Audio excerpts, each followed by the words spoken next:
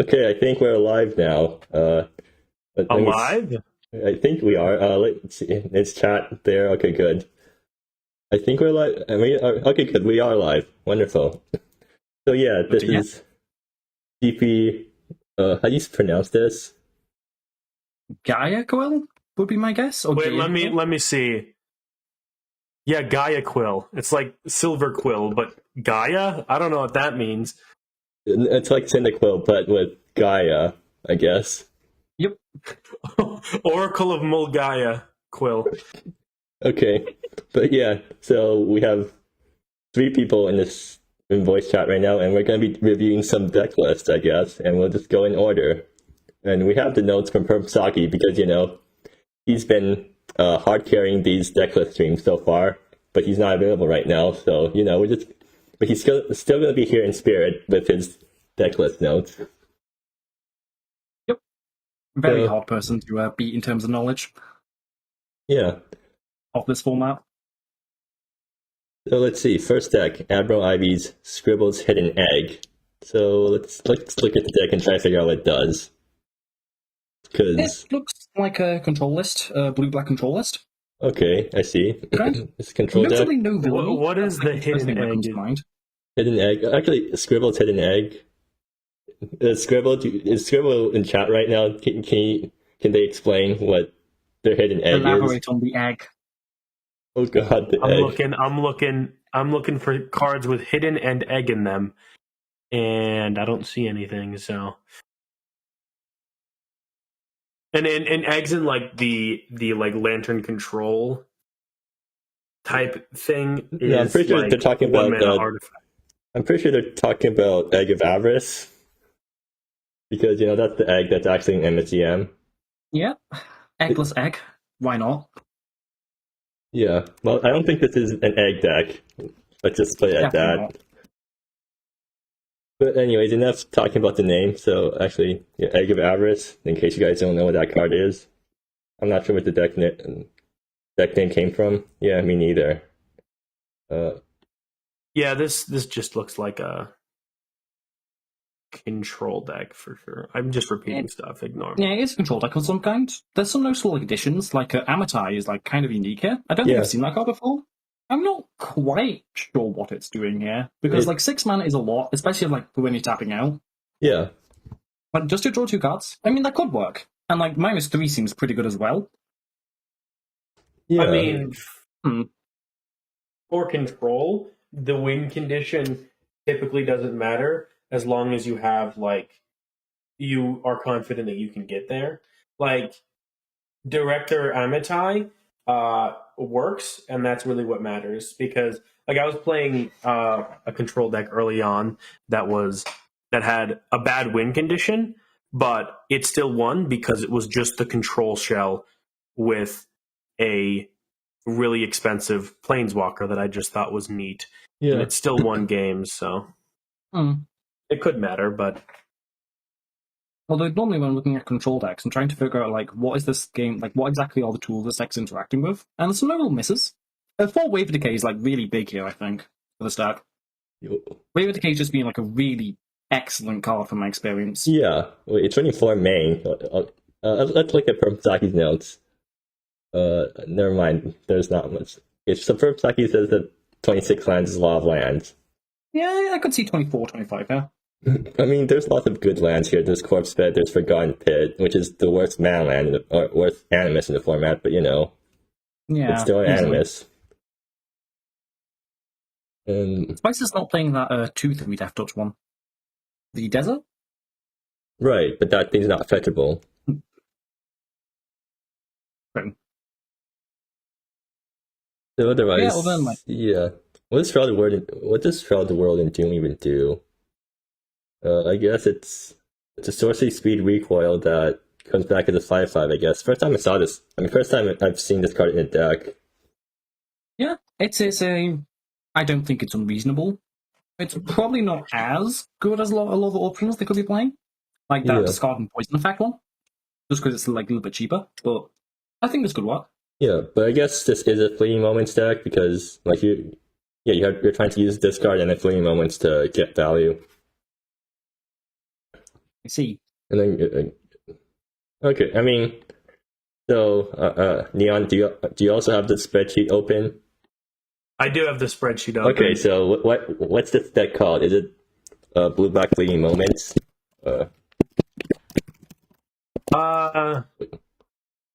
I suppose, yeah.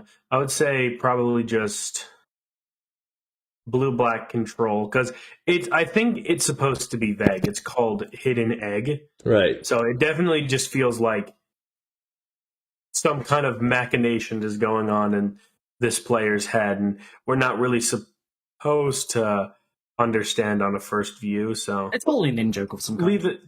leave it open ended, I would say. Yeah. Oh, according to chat, it was struggling to pick Wincons and Amitai. They haven't seen Amitai in action yet and wanted to try that out, I guess. Yeah, that makes a lot of sense. Yeah. I don't think it's like indefensible. So does anyone want to do the ranking, or do you just all want to do spiciness instead? Because none of us are. I think this deck is going to struggle just a little bit from my experience in control decks. I think it was 6. I think it's just like missing like a couple like interacting tools. Like it's really relying on those wave decays, which if it doesn't get those wave decays, it's going to struggle, I think.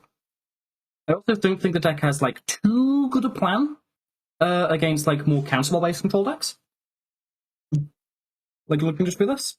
Yeah. It's like very oriented towards creatures right now. Well, Yeah. Nia, do you want to also do the spiciness ranking? Oh, for sure. I would say spiciness probably. I would give it I'll say a 3, because personally, control is something that I struggle or I don't like watching very much. But since they did go out of their way to pick a new win condition, I definitely think that could be fun to watch and fun to see how it works. Okay, sure. So put in this. For me, I think I'm just going to put in that 2 because it's a control deck that doesn't seem to end the game very quickly, and you know what it's like commentating those decks. It is a control deck, but it is a spicy control deck. I don't think I've seen Fleeting Wind before. I don't think I've seen like Amitai before. So I think I'd love to see this like exactly once. Sure, actually, let's just have different spiciness columns for all of you guys, so you can all base your own spiciness. Am I able to edit? Hold on. Yes, you should be, right? I can. There we go. Yeah. Anyways, I think we spent quite a bit of time on the first deck, so... Oh, so we didn't cast color. Are we even... I don't feel like we're looking at Zaki's notes enough. Trying to use onions for spiciness instead of peppers. Sure, actually you can do that if you want to. I'm going to use mints. Sure. Like, I guess it's up to you to find a mint emoji then.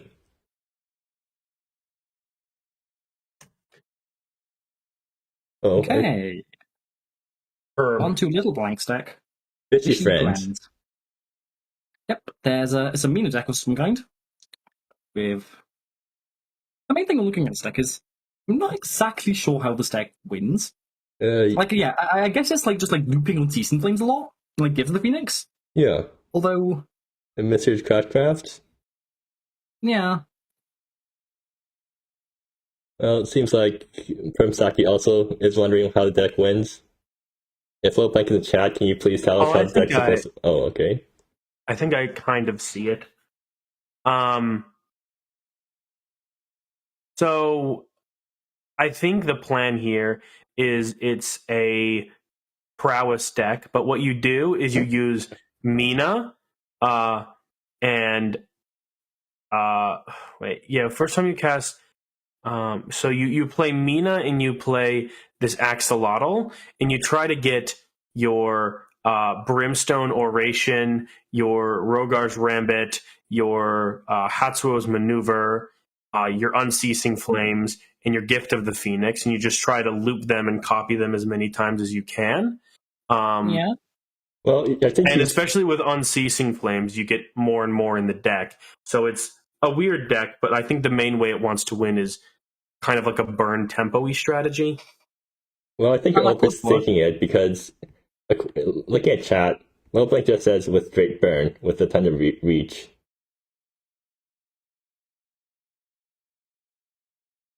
The straight Yeah, one. Oh, actually, yeah, Oracle's mission, right? Good point. Yeah, Oracle's mission. Because the thing is, Mina is actually like a good card. Mina has actually seen success before. But I don't think this deck is like. I don't think it's an awful deck, at the very least. Yeah. I do think this has some potential. mana Hey. base is pretty basic, which I don't like not to mana see base. Ooh. personally. But well, just take a look at my mana base. We'll get there eventually, but for sure, mana base is pretty basic. But also, 17 lands is brave, Well, especially I mean, when you have a 4 of a 3 mana card. It seems. what 3-mana card are you talking about? Plaxolotl. That's not a 3-mana card. It's a 0 mana card with some extra steps. If you cast spells. Oh, never mind. Yeah, no, never mind. 17 lands is fine. Listen. Reading the card doesn't explain the card. Well, then this deck has a CMC. Like, the mana curve is literally 1, Yeah. which I think is pretty spicy. So I'm just gonna go ahead and I do think even with like all those decks being like mana curve 1, I guess that's really the question is Secret of Cold Core, is Opt, and is Gift the Phoenix enough to make sure you can get your land drops in play? I think it might be, given my experience with Canhawk, which also has like a stupidly low mana curve. Yeah. But that deck's also playing like Ancestral Recall. Well, I mean, Oracle's mission also means you get to exile stuff, which actually doesn't help Ooh. right then. That does help. Actually, yeah, if you're running Oracle's mission, maybe you can actually afford to run more lands because you can just exile the extra lands once you have enough lands. So maybe you can afford to go a bit over, but 17 lands is probably still good enough for this. I think what I'm most worried about this deck is, okay, you play Mina or you play Violi, and they just Pithwalled it. What do you do then? You play. In that context? Okay, so you play Unceasing Flames, and then you Oracle the mission, and then you play Unceasing Flames again, and eventually your entire deck is Unceasing Flames, and then you just kill them. Eventually, yeah. I think that should work in like a couple of matchups. I think that's potential. I really like this deck. I'll give it 4 chili peppers. I don't know how effective it is, though. I would probably say it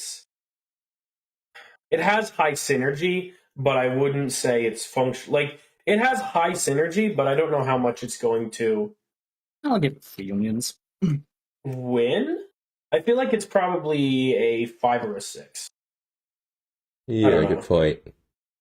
Well, I guess we're not ranking decks because we're not as experienced as Probes and Saki when it comes to these sorts of things. Let's rank decks. It's going to be funny to be wrong. Listen, Okay, I sure. get to be wrong because I have been here Sure. for 3 months, and I know everything now. Okay, good.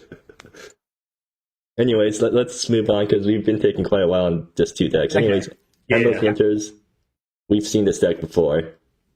Wait, they're still not running. They're not running Weeping Lotus for some reason. Like, I feel like they should be running Weeping Lotus. Yeah, I think I'd agree there, especially as you want to get to like 4 mana really quickly for that's a bit nice call. So, Yeah. are they all playing Farseek? I guess they are playing Farseek and Into the Woods, so I guess it's justifiable. Well, yeah, but I think Weeping Lotus is like the new hot thing when it comes to EurekaTell decks. It's just a better Yeah, I ramp. think I'd agree. And then I think it is also, better. Pronouncer Preserves, also something else we mentioned, like Pronouncer Preserves plus Weeping Lotus. Like, Farseek is old news these days. It's all Pronouncer Preserves and Weeping Lotuses for 2-mana ramp. Otherwise, yep, this is a very basic EurekaTell list. Yeah. I don't think I can spot anything that's like too abnormal about this. And that's why I'm giving it 1 chili pepper. Yeah, I lost to this deck before. I'm mad, so that's 1 chili pepper. Okay. So, right. I probably should just name these decks. So I'll give it a 7, red. I guess. Because this deck has like old results a lot. Yeah. Anyways, are we moving on to Boorango? Yeah, I think we've seen everything we need to see here. So Boorango's running. What Pain is it? Dancer, it looks like. Some type of game dancer deck. Mm-hmm. Boorango Yeah. always like makes these quite offbeat decks. It's very interesting to see. Yeah. Although Is I'm not this just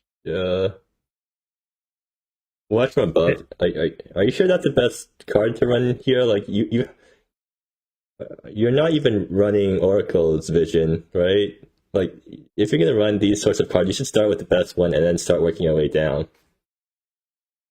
Yeah, I think I'd agree there. The 3 Noxious is really interesting now. Main deck even. Are they that afraid of Main Creature deck Vomit? Goodbye, Creature Vomit. bye-bye.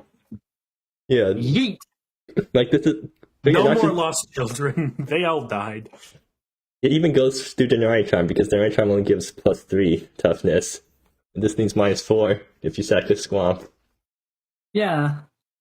I guess the win condition is Whimsy, right? Yeah, it is.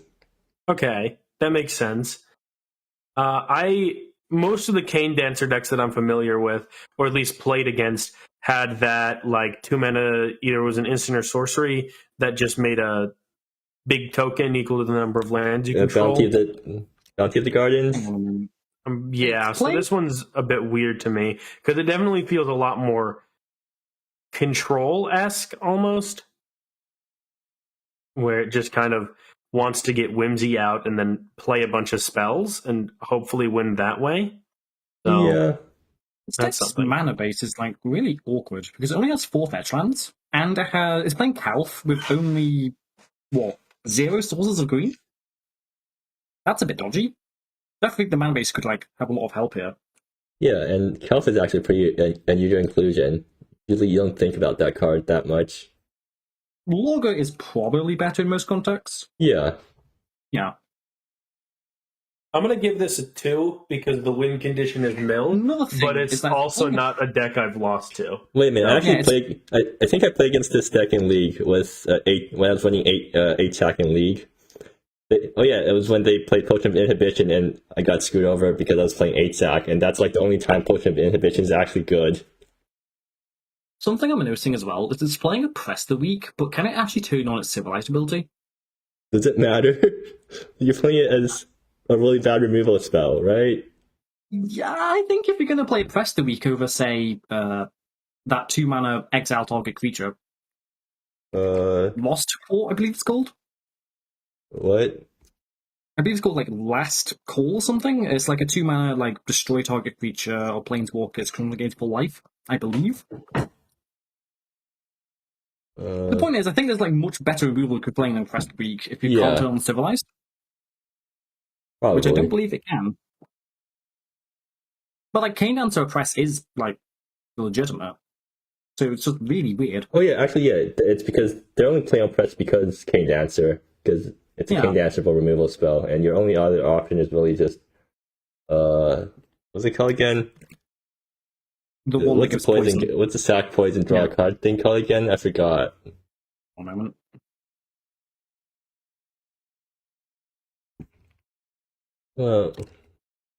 Needless Atrocities. Oh yeah. So, anyways, I'm gonna give it 3 chili peppers because it's a Whimsy deck, and we don't see those very often. But I'm going to give it 4 because I really want to see this deck succeed. I just don't think it will. okay, good. I'll reiterate, I'm giving it 2 because winning through mill is cringe, but also I haven't lost to it yet, so not a 1. Yeah. That's my metric, by the way, is how likely I am to lose to it. I don't know. That's not a bad metric. Mostly a joke. I don't know. The deck seems weird, but also very removal heavy. So I imagine this would be long ass games that just keep going, and it'd be. I imagine this deck would be frustrated to play against, especially because it just runs a bunch of what seem like random hate pieces that target specific like decks. Like you talked about, Noxious Upwelling just seems to target specific of like a very small group of decks, which is, it's a weird thing for sure. I don't know. It seems it's interesting, but it's definitely not something I would sit down and watch, because I feel like if it wins, it takes like at least like till turn maybe 10 to win. Maybe that's a bad analysis, but Well, anyways, moving onwards, we have Chumbeque's all reliable. Like, do we even Clerics? do we look Always at playable. what? Do we look at what Profstock had to say about Boorango's deck? I mean, Calf is no I've already green. mentioned Okay, it. It's just no fetchers, no green golf. Okay, so anyway, Chumbeque's it's Clerics, but they're running the slot machine cards now. It's got Seek, it's got Reunion. It's got EHS. Spin the Last wheel. GP before Seek is gone. Last GP before Seek is gone. Wait, are you happy about that or sad about that? I am so unbelievably happy. Sorry. Seek is such a warped card. I've been wanting to play it in my blue-white Fliers deck despite being unable to cast it on turn 1 most of the time. Well, you're not casting Seek on turn 1 though. You want to cast it turn 2 and then crack a fetch right away. Yep. But yeah. But yeah, this list seems pretty stocked, to my understanding. Is it that stock when you're adding Brothers Reunion? Because that's not in the deck before. I'm happy to call that, an actual addition. Also, why is Chumbeque not running 4 copies of each slot machine card? Because those are the strongest cards in the deck. It doesn't matter what the rest of your deck is, as long as they're strong 1 and 2 drops, as long as you're running these 3 slot machine cards. I think it makes a little bit of sense because you do want a lot of redundancy with Clerics. Because it's not enough to have just one Cleric, you need multiple Clerics in play. So you need a high density of them in the deck. Although even saying that, I would play 4 Seeker. Honestly, I'd play 4 EHS before I play 4 Seek. That's also, fair. Also, this deck also wrecks Creature Vomit. It's gonna wreck it even harder now that it's better because it's running all the slot machine cards that Creature Vomit's running. Creature Vomit's final form, this deck. Yeah, this deck also just murders Burn because it's Soul Sisters. Yeah. So that's cool, I guess. It doesn't actually murder Burn as hard as it looks because I can just burn their sisters, right? But it is still either a decisive victory for Burn or no. Because here's the thing, you have to waste resources killing Soul's Warden. Yeah. Soul's Attendant, Soul Warden, whatever. But just any life gain against a Burn deck is pretty rough, especially because I took out, or for my specific Burn deck, which I don't know who else is playing Burn, but I'm assuming someone else is. But I took out my stupid 3-mana creature, and without that, I have a much worse time trying to have a long game that isn't just explosive, 3 explosive turns and then doing the last 3 damage. So it's definitely something, but it definitely messes with the more aggro decks, I will say. One thing that's quite weird here is they're playing Parish in sideboard. I'm used to Clerics playing Parish mainboard because Parish is one of the main reasons to play Clerics in my experience. Is it? It's really good. I feel like Dark Sand actually is the main reason now. Yeah. And I guess you're bringing Parish against damage-based board wipes. Although damage-based war, some form of and just have to have a faster clock. Or against creature decks because Parish with a big board lets you just attack for free. Yep. But yeah, Parish Paragon is a lot worse when you don't have Gilo giving it trample. That's all I can say. That's also true. That's actually very important. Yeah. Oh yeah, especially. Yeah, I don't understand why this card is in the side. It seems it's definitely weird, but I guess if you're going against a deck with very few bodies, you want this card because again, like you said, they don't really have trample. So which card? Sorry, we're talking about Parish Paragon. Okay, yeah. I mean, it seems like a very weird card in the side. Yeah. Well, anyways, I'm gonna give it 2 Chili Peppers because I've seen the deck before, but it's running these cards are a lot better now. Also going to give it 2 onions. I played Soul Sisters in Modern, so This is a very stock list of clerics. This is a very normal cleric list, so clerics always performs well. Don't worry, this deck Wouldn't be plays surprised if it nothing like performs Soul on here as well. Sisters in Modern because it's a lot better than the Soul Sisters in Modern because you have Dark Ten Acolyte and stuff. But yeah. So, Crush Castles, this thing. Can someone please explain to me what's happening here? Because, That's a lot of planeswalkers. yeah, the problem with Planeswalkers is that they have a lot of text, and if you don't know what most of these things, or most of these Planeswalkers do, because they're all Planeswalkers that see basically no play anywhere else. I've heard that this deck is mostly a combo with Arita. Oh yeah, it's Arita and Evelyn. If you play Evelyn, you play Arita, Arita gets a counter take next turn. That's like one of the basic combos. Okay, sure. No Morton's Journal, so... Yeah, that's actually pretty weird. Are they not playing Barton's Journal because they need first main or something? What the heck is this sideboard? That may be it. Wait, that's a wish board. Okay, they have Epic Encounter and Eldritch Invitation. yeah, they have Epic Encounter, Eldritch Invitation. It feels weird because they don't have anything turn 1 and 2. This deck just absolutely gets smacked by super aggro decks. Well, they have it Epic doesn't really Encounter for turn affect 2. They have Epic Encounter for turn 2, but it doesn't affect the board at all. Is there anything that affects the board on turn 3? Like maybe there's a Wrath on a Planeswalker somewhere in the sideboard? Yeah. I think this deck has a hidden win condition of just making your opponent read so much text that they get bored and like scoop. Honestly, I wouldn't be surprised. You don't have any. I don't see any 3-mana Planeswalkers that actually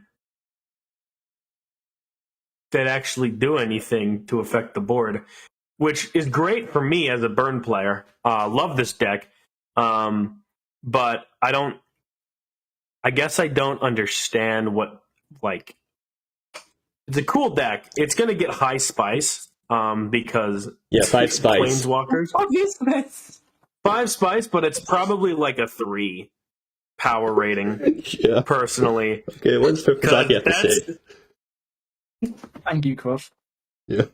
Weapon counter can fetch Oblay. Oh wow, this actually have like 6 copies. Because you have how many Oblays? Where's the Oblays? Yeah, if you have 3 Oblays and 3 Evelyns, so you have like enough ways of like getting out of there like quite quickly. I mean, what's the combo I guess that here? makes sense when they're not playing Journal, because they're playing like 6 Journals as Planeswalkers, 2 which are fetchable. What the hell is that sideboard? The sideboard is a wish board, but only a wish board, which fair enough, I guess. Okay. So you get the combo out. You play Caddy.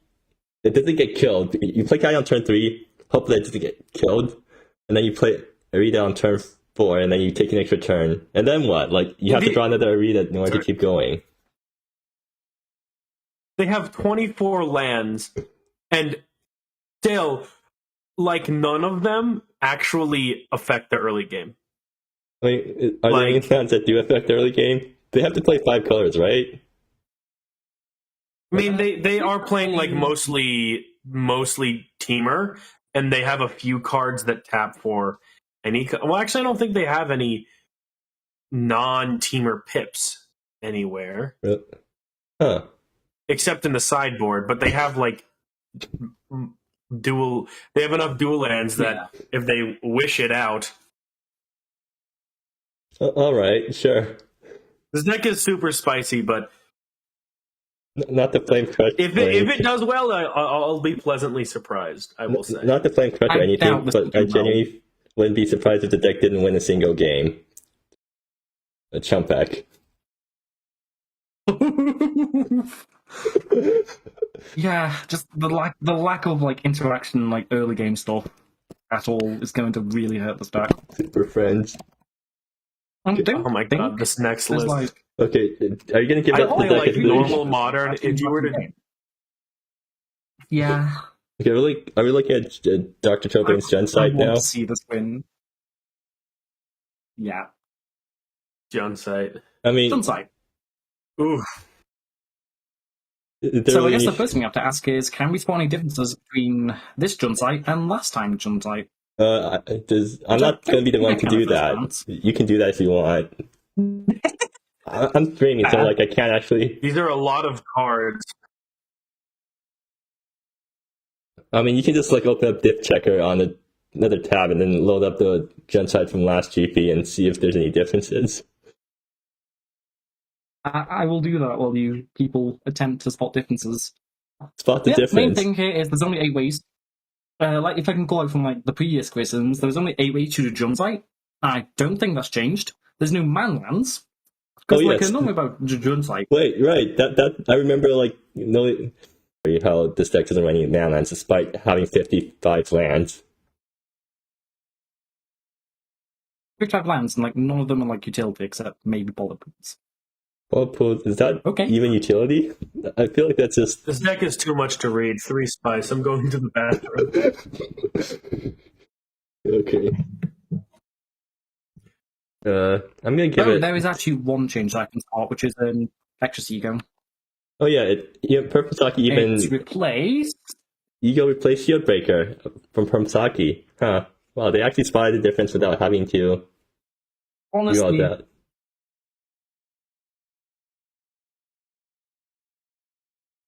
Impressive. Also, yeah, Valdesh probably should be in this list as well, at least in some capacity. Really a good point. I mean, when you have 100 and something cards I mean, when you have to think, decide on 100 and something cards, I guess it's easy to just have cards slip through the cracks. Like you have so many slots, but like not enough time to fill all of them up with good cards. Yeah. Well, anyways, I think we've talked long enough about a deck that we already know how it works. So, yeah. Anyways, 2 chili peppers and move on. On to elmikkino, which is another deck we know how it plays. Well, do you know how it plays? Like, have you seen the new version in action yet? Like, have I run across you in League? I have actually. Is it like massively different from last month? I mean, Brothers Union makes the deck even more casino-y, I guess. Yeah. 12 ways to spin the wheel. And also, it's not as fast because Heal isn't giving +2/+2 in trample. It's only giving +1/+1 in trample, which is still enough to, make Corelight champion and HerziQuerzi pretty stupid, but, at least it's not making all the other random tokens also super stupid. Also notable here is the Underpass Handles. Yeah. Which is a card that I'm surprised is not seeing more play than it is. This card just seems pretty ridiculous to me. Underpass? It is. It's quite ridiculous. Having said that, I don't think this is quite the deck that wants to play Underpass. Although it does make sense here. It's just a bit slow compared to the rest of the deck. Oh, yeah. I mean, the thing is, the reason we're running Underpass is because Daisy got nerfed. So, we were just looking for a replacement because Daisy protects your board for free, and Underpass Sentinel kind of protects your board for free. Kind of. Yeah. Yeah. And also, your Brothers Union lets you net draw with turn 1 Overgrowth into turn 2 Brothers Union, or turn 1 drop plus Silent Water into Brothers Union. So, there's 2 ways for this deck to net draw now. It's either the Chris Companion into turn 2 EHS, or 2 creatures into turn 2 Brothers Union. Yeah, the deck is a lot more explosive than last month. Wait, is it? It's not. It's more explosive in a more consistent way. Like, it's not as explosive in the sort of win the game sort of way. Just more consistently explosive. But okay. I'm just gonna give it, I guess, 2 chili peppers because why not? I like this deck. It's not gonna exist anymore after once C gets nerfed, so might as well enjoy it while we can. Do you want to give this thing an 8 because it's still? It is 7.5 because Yeah, I trust you. You know this deck more than me. I will trust you. Okay. Anyways, next deck. Best deck. I'm gonna give it a 2 because why not? Because that's what y'all did. So yeah, sure. Hey, next deck. Best deck. Let's go. Yeah, there's not much to see here. The only real difference here is Adina Coast Guard and Tidal Spite in the sideboard. Sedina's placing Esmery as a way of dealing with some forms of Canspell. No, something with Canspell. Let's try that again. Coast Guard is here to deal with basically Sheldon's Rage and general AoE removal because you can flash it in, make 1/3s of everything.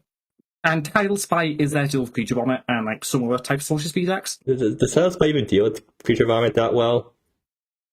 It not really, but it's probably better than Power Jam. And Yeah. if it has like a lot of tokens running around, it will just wipe all them.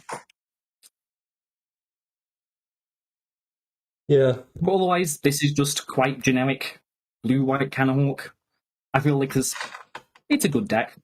It is a good deck. What, is it a good deck? I like Tempo. Tempo is a cool deck. Big fan of Tempo. I That's agree. a 4.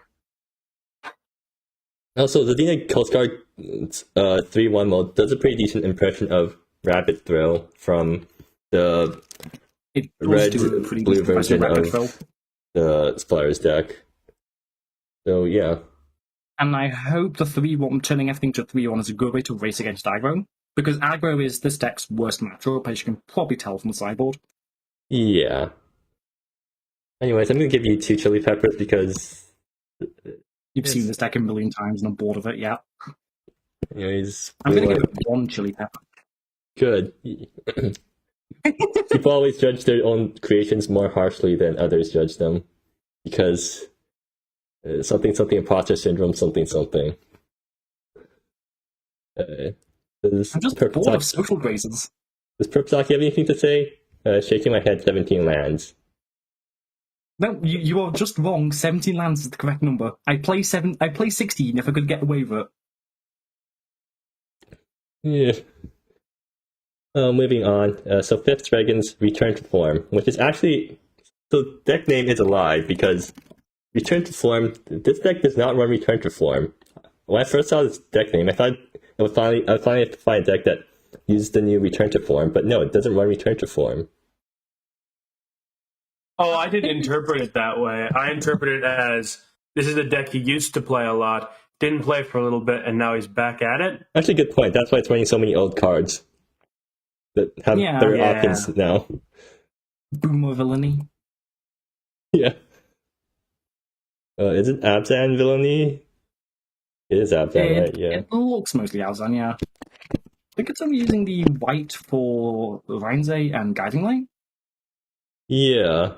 Oh, and Barrel Lantern. Very interesting using double pip cards on the sideboard when you're basically splashing that colour. And also, also Barrel Lantern doesn't trigger Villainy, not that it would anyways, because, you know, it's not a black card and it's also not a non-creature card. I guess technically it dies twice. That's good enough, right? Right? Yeah.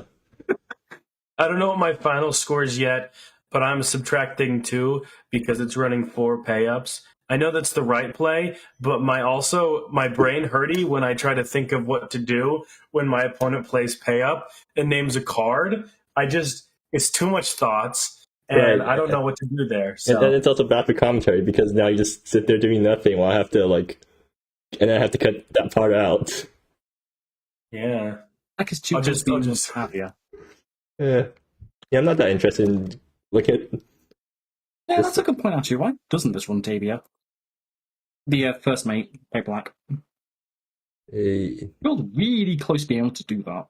Oh, I also get really salty at Villainy, so I'm just going to give it 1 because I'm mad. Okay, and then Probsaki says, no rest is really strong late game, but weak to grave hate. Rain's Eye is good? Wait, Rain's Eye is good? I've never seen this card in play before. Is it actually good? Yeah, it's alright. It makes a bunch of 1/1s with 3 mana, and it like exiles some permanents. What more do you want out of food drop? Fine. And also, Dovan's really weird because Villainy is 3 black pips. Yeah, that's definitely like a good point. Actually, yeah, why is this thing not running Starving Bloodling instead of... Actually, Starving Bloodling better than Dovan in this deck? Could play Log Recluse. Oh yeah, Smile. Right, this deck was made before Purpsaki somehow made Log Recluse super popular in every single deck. Really is Boomer Villainy here. Yeah.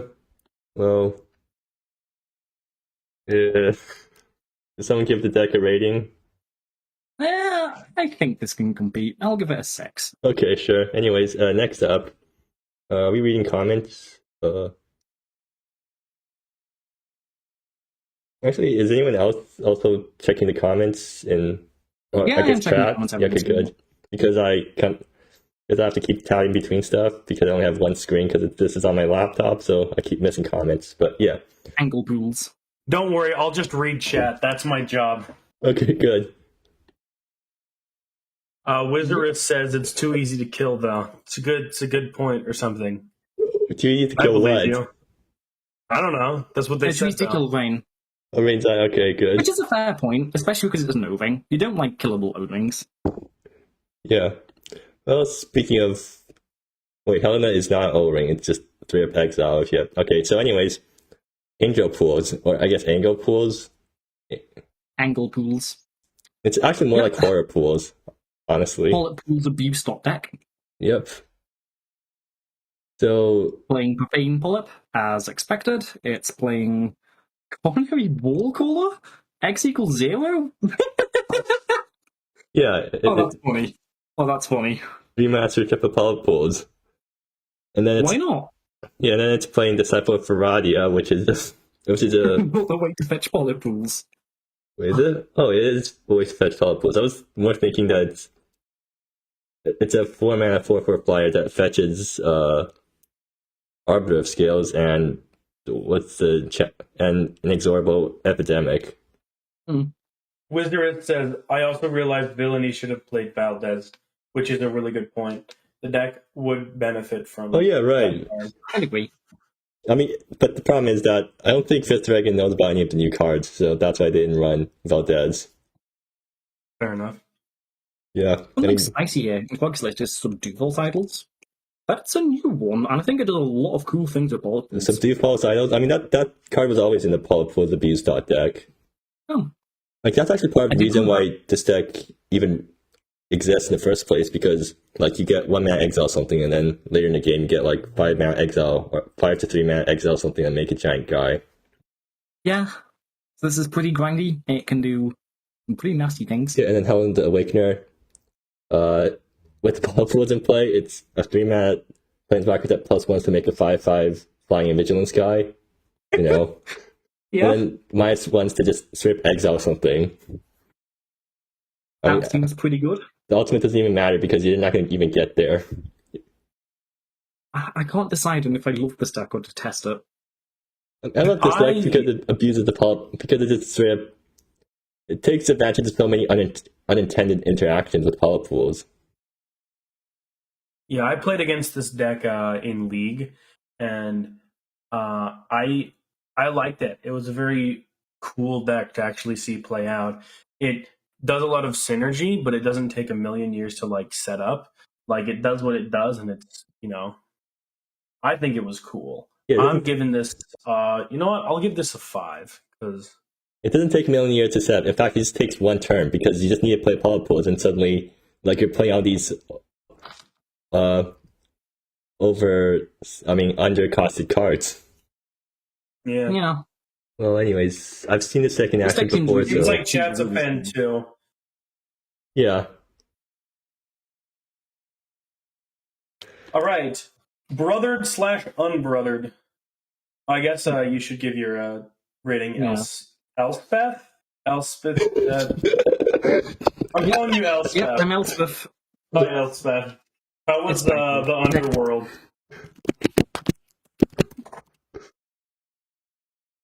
I feel like the underworld is the underworld a euphemism for playing Fliers after Title Spike got nerfed? No, it's a joke because Elspeth went to the No, underworld. actually, like, I know that, but anyway. By the way, if you're there, I want to apologise for saying the deck's unplayable if you nerf Title Spike. I know I've already apologised for that, and I realised I had to completely change the deck by adding a second colour to make it playable after you nerf Title Spike.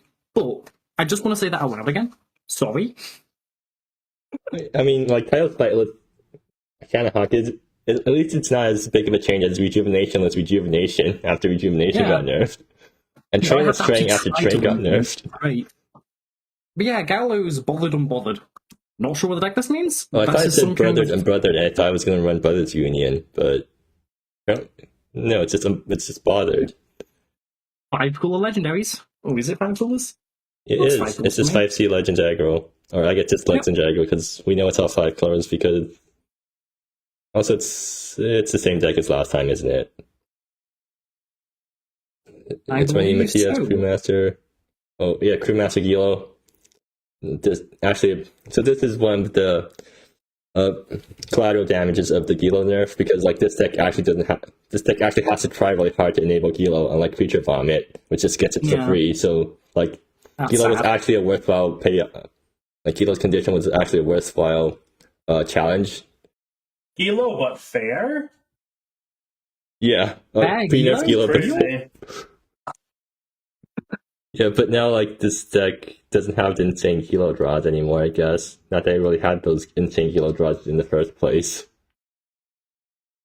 And I like this deck. It's pretty spicy, but it just kind of feels like green-white Creature Vomit, but no, it's nothing like green-white Creature Vomit. It's very different to green-white Creature Vomit.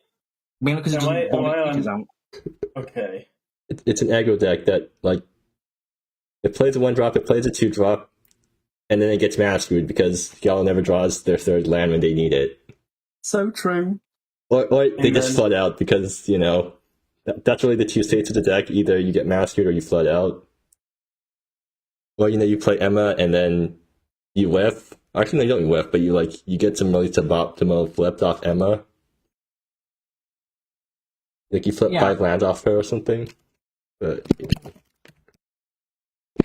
what does Purpose have to say about the deck? Basically, the Gyalo nerf, it's weak to tribal aggro, which makes sense. It's a tribal aggro deck of some kind, so it has all the problems to do with that. And Matty is apparently really good. Right, Mattia, like we've talked about it before, Mattia kind of revived this deck. Actually, no, Tegan and Mattia revived this deck because Mattia gives this deck instant speed interaction. Or not interaction, but like just ability to play at instant speed, which is really valuable in these sorts of creature-based sorcery speed aggro decks. So to play around certain stuff. Moving on. Oh yeah, I give this thing a single chili pepper because I've seen it, and it's same thing happens every time. Gaolo gets screwed over by luck, and then it's a really depressing video. Yeah. You know what? I go on YouTube for the emotional journey, and I love tragedies, so it's going to be a 4 for me. Right.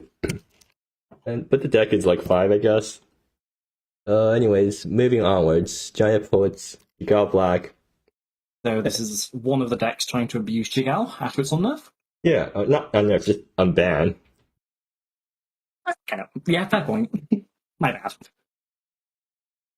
So yep, it looks like a pretty normal mid-range list. You've got the Infectious Egos, you've got the Profanes for the Polypools, you've got the Valdez.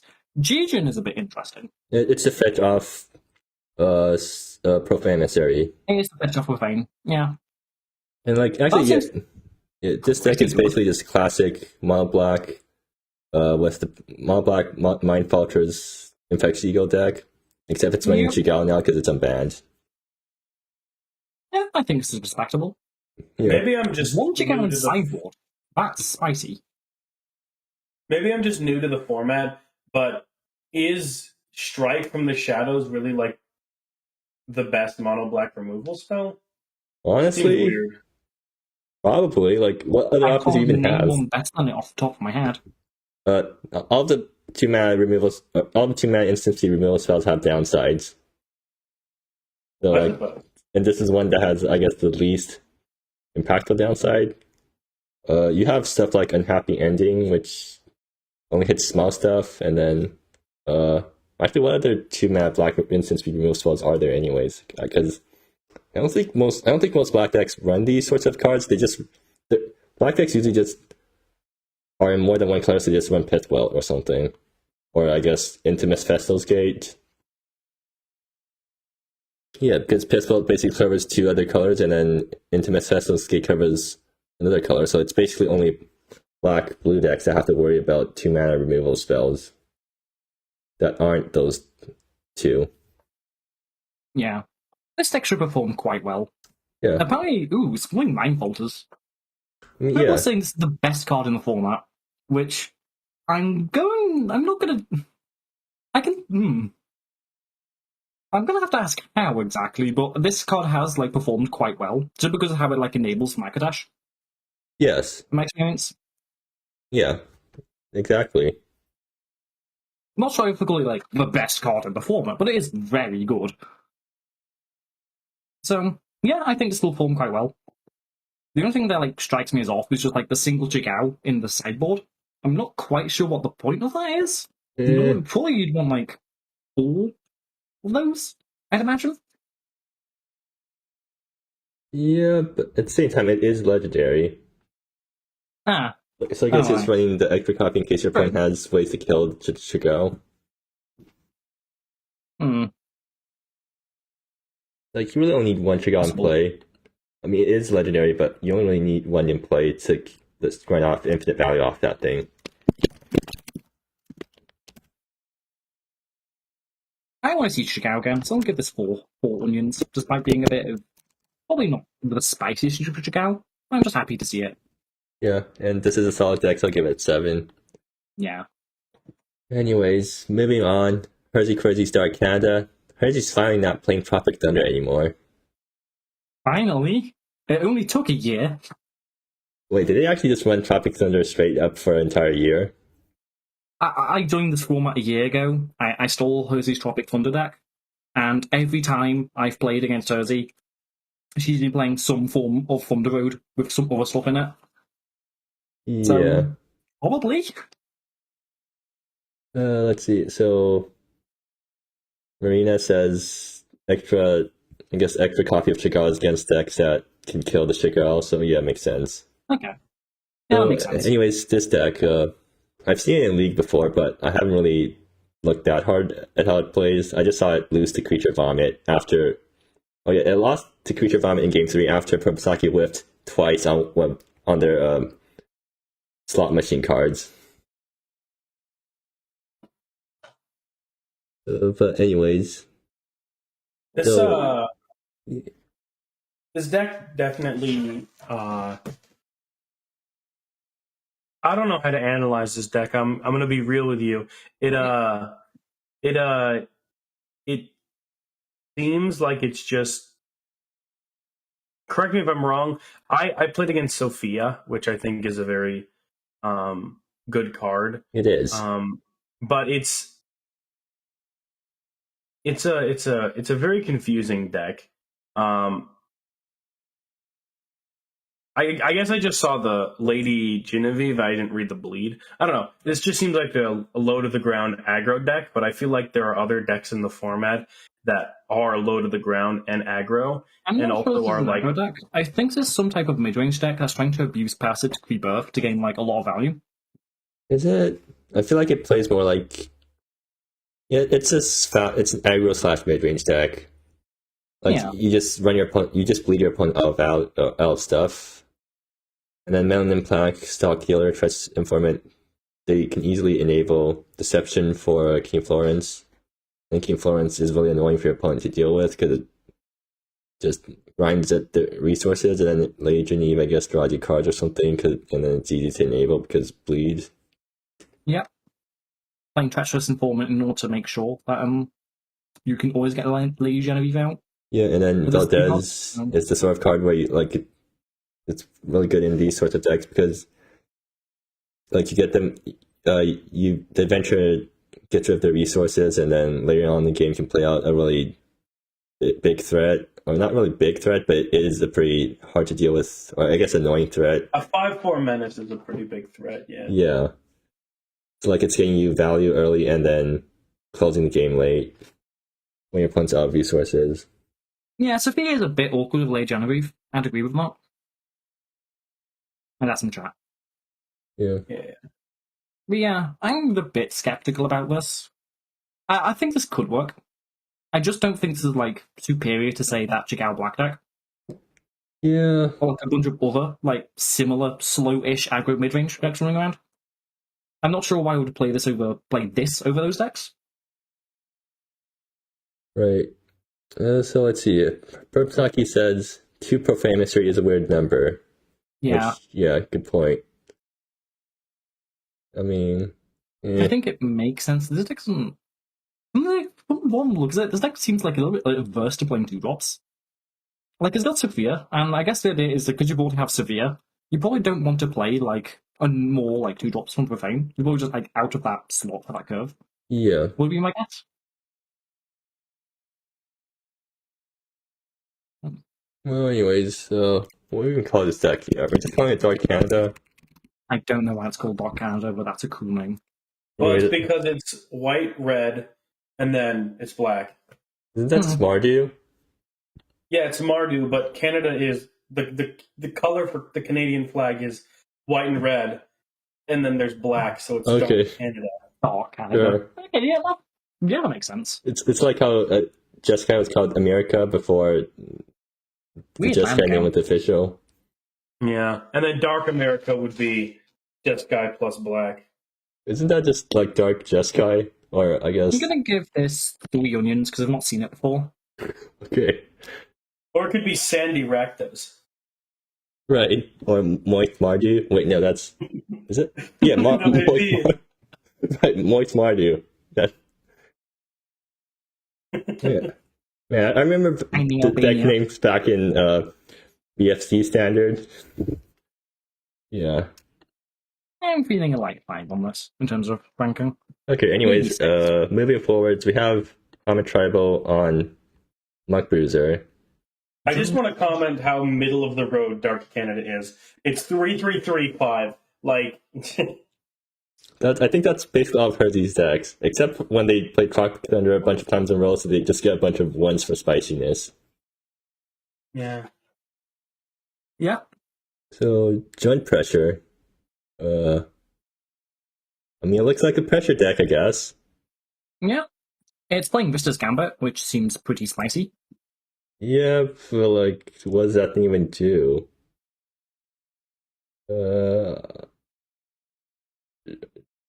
Yeah. This just, to me, this just looks like mostly a black deck that splashes other colors. Like, most of the cards are black in here, with the exception of, like, Draenith, Muck Bruiser, and Lucian, and Pithwelt. Yeah, I mean, Pithwelt is a pretty good reason to splash. And It is. Muck Bruiser It's is also a good reason to splash in a pressure deck. Yeah. I just, Yeah. So, let's see. According to Permsaki, Restless Gambit is cool. Really solid cards in general. Why play red? So they have Lucian. Yeah, they have it's splashing red for Lucian. and And I guess Solar Flare. Yeah, I mean Solar Flare is a good card, I guess.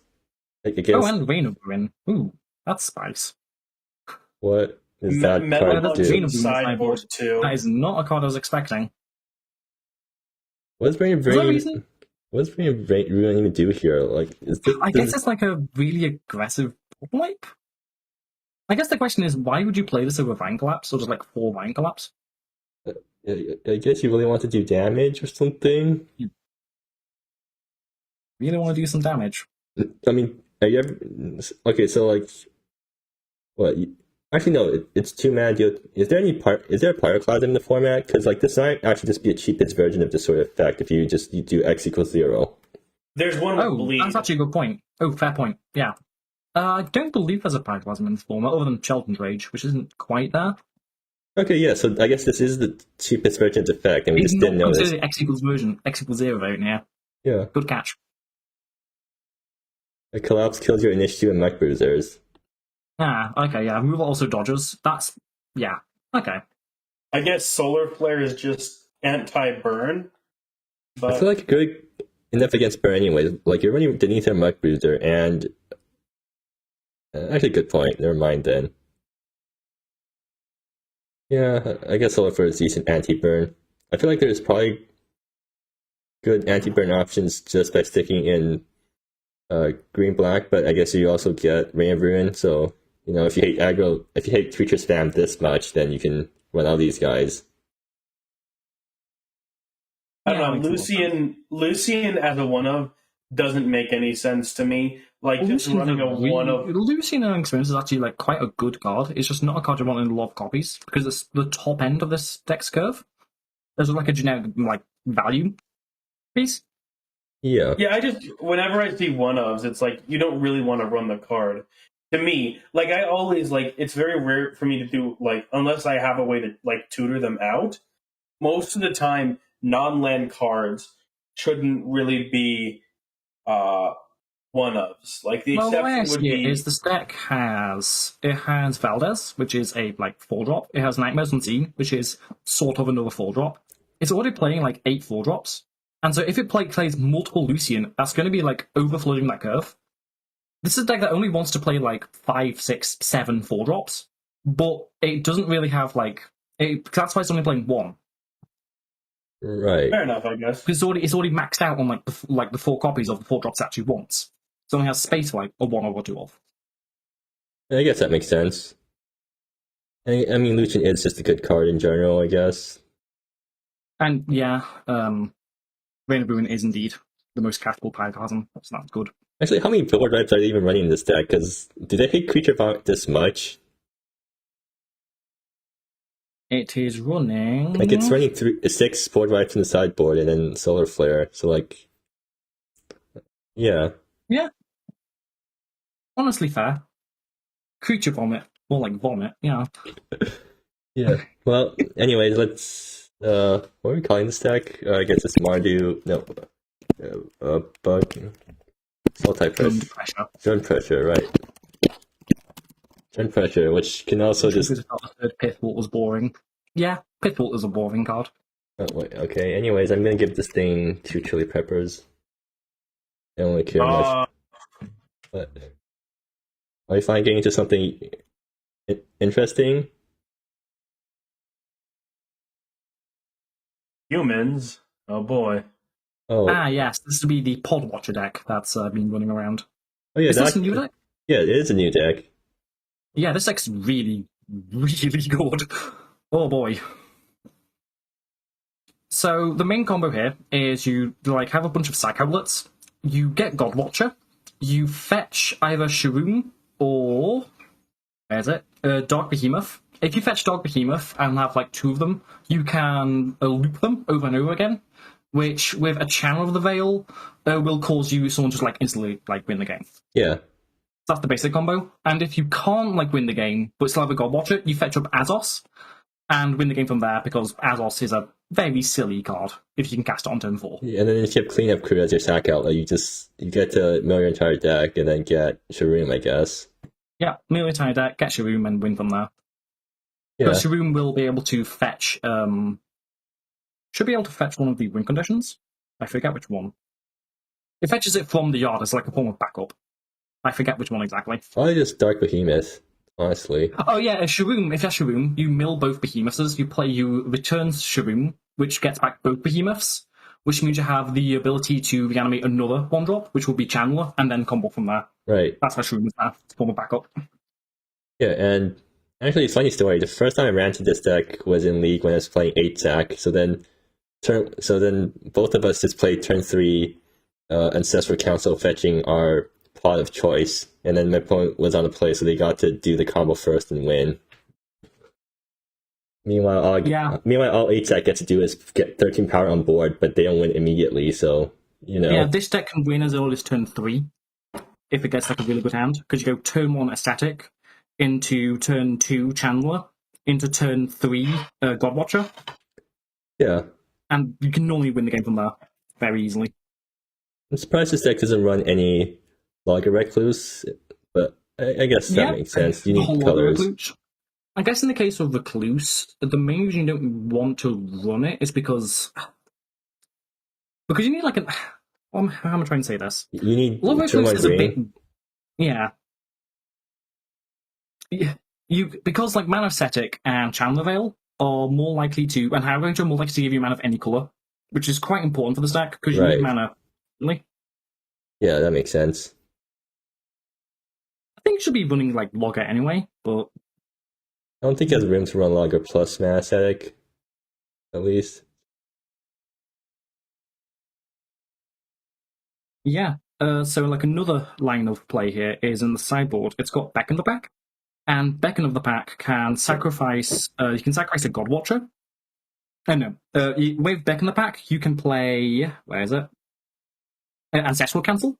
With Right. Ancestral Cancel, you can get Back in the Pack to get any 2/2 drops, Right. which is really silly. In like early builds of this deck, you would get 2 Profane Emissaries, but it looks like they're more on the Master Negotiator, Sang-Jin, and Bear of Tormented Troops plan for that. Because like this deck's main weakness is it really struggles against like get some form of like aggro deck. Right. Because it has no like real interaction, and it also struggles a little bit against control because you just delete all the creatures what they do. And so that's what this deck's sideboard is probably built to deal with. Yeah. Beckon into Hungry Cult. That's pretty good. Yeah. Back in the Pack into 2 Way of Torment Troops will nasty. I'm Yeah. curious what their plan for burn would be, but What? The plan for burn Hungry is Cult. that they can kill you on turn 3. No, they just play Hungry enough. Cult and then they beckon into it or something.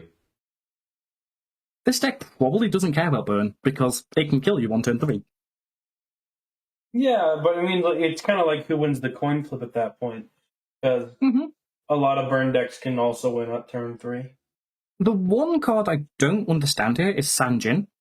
And I understand that this deck's been like, because like it has to have like some sort of like mid-rangey backup plan. And I know Sang-Jin is part of that, but I'm not sure if it's like the best thing you could be playing for It's a good Sang-Jin. thing. It's a good thing to pod into if you need to. Like 8-sack also runs Sanjing as a stopgap. Yeah. Like it's just a solid card, and also like getting extra land is good for you because selective breeding. But yeah. This is a new deck. It's very good in my testing. I've So played against this. anyways, is InsertName running it? Yeah. So got a Podwatcher, 5 chili peppers. Yeah. Let's see what do you rate it? I would I gave give it- this maybe 7.5 to an 8. Okay, sure. I really do trust this deck to be good. Anyways, let's hurry up because like we're already past an hour at this point, and Oh boy. have you gotten Almost through half there. of them yet? Oh, we have, huh? We got less people this Almost time there. around. Okay, good. So Kevin's Kevin, Norton, Cane Dancer. Yep, that's a Cane Dancer deck. It's playing it's Sang-Jin. Right? Sang-Jin. it's outdated, right? Like This is a... Yeah, this feels like a pretty old Temur Tempo deck of some kind. But it's Temur Tempo. It's hard to go wrong with it's Temur not running Tempo. Mattia. Like that, Mattia is the reason Temur Tempo is good again. So like, not running Mattia is. Yeah. Yeah. Wait, is this even older than the Temur Tempo deck that I was playing when I first joined the format? Like, how old is this thing, anyways? It looks pretty old. I know it's running Power Scatter and Solar Flare, so it can't be that old, or maybe they just changed out the sideboard. But Yeah, yeah, there's not a Power Scatter inside. not running Mattia is definitely not what you want to be doing in modern Temur Tempo, because like Temur Tempo, I mean Mattia makes Temur Tempo way more proactive. Yeah. Arlo Olsen says sang good. So Yep. you should, Sang is very good. yeah. But yeah, Kevin That's- has been away from this format for a while, so if you're watching this, Kevin, welcome back. Good to see you. Yeah. Yeah. Welcome back. There's lots of new sets that have been released. Yeah. Yeah. You should read this card called Ready for Anything. It's really good with Cane Dancer. Trust me. Wow. I don't think this is the right deck for Ready for Anything. Really not, but...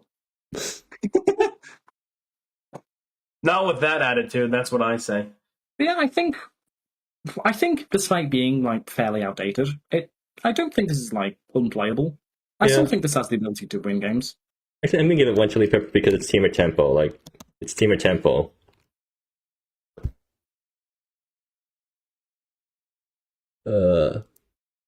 Yeah, Sanjing in Temur Tempo is pretty interesting, at least.